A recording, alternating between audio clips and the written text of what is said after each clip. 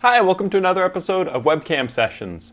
This week we're going to talk about kind of a new analogy I've been thinking of, which I'm going to call the pancake analogy. I love analogies. I think they can help relate concepts in different ways.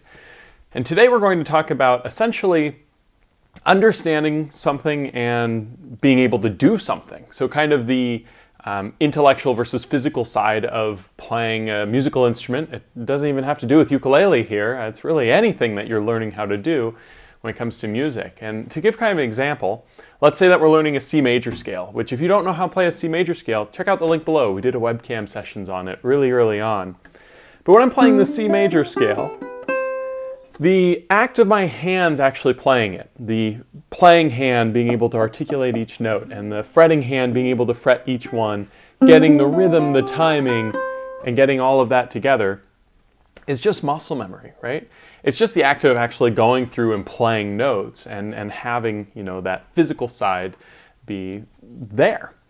The other side to it is the intellectual side of knowing that this is a C note and a D note and an E note and an F note and a G note and an A note and a B note and a C note. We can almost think of it more as like the music theory side of things, right? The understanding of what it is that you're doing, not just the ability to do it. And this is where that analogy kind of comes into play. I get the question a lot of, should I learn music theory right away? Should I learn it after I can do some stuff? When I'm learning to play scales, should I just focus on playing the scales, or should I think about all the notes that I need to play? What's the best order to do it?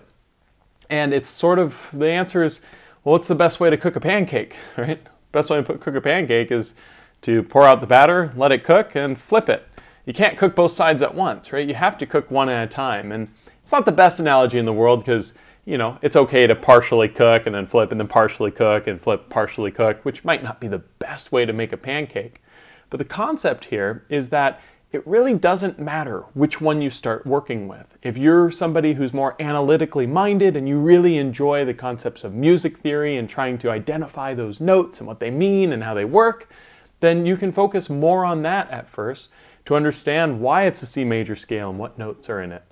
But if that's kind of boring to you, it's okay to start with more of the mechanical side of it and start to actually just sit and play the chords, or the notes of the scale in this case, and not concern yourself as much with what the note names are because you're learning more of the mechanics with it. It's very difficult to do both at the same time. In fact, it's almost impossible to truly make great progress on both simultaneously. You're always sort of focusing on one or the other to be able to make your ideal progress. So the moral of this is that it's okay to focus on one thing and then flip and focus on the other and flip and focus back on the first one and allow yourself to grow as a musician as you go through. The ultimate goal with something like a C major scale is to be able to play it fast and know that C, D, E, F, G, A, B, C, knowing where those notes are and how to play them. And so a lot of times I get the question or comment more of, I'm really concerned about doing the wrong thing first. I want to make sure I do the right thing. And there is a lot of, truth to doing things in an order that's, more efficient.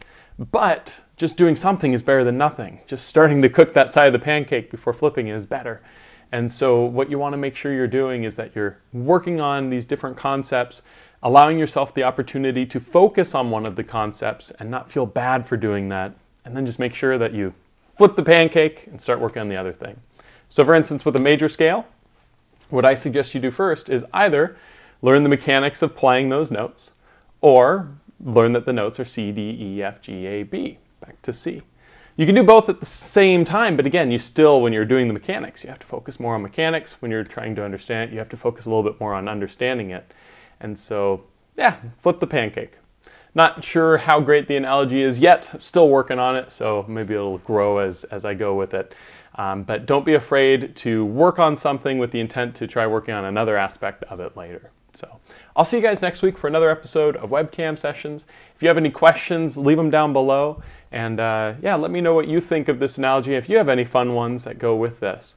The only weak part about this analogy, or one of the weak parts, is you don't necessarily need the pancake to fully cook on one side before you flip it, which if you're making a really good pancake, I think you want to do. In this case, it's okay to start getting the muscle motion and then start getting the intellectual side and continue going back and forth. But anyways, I've rambled enough. I'll see you guys next week.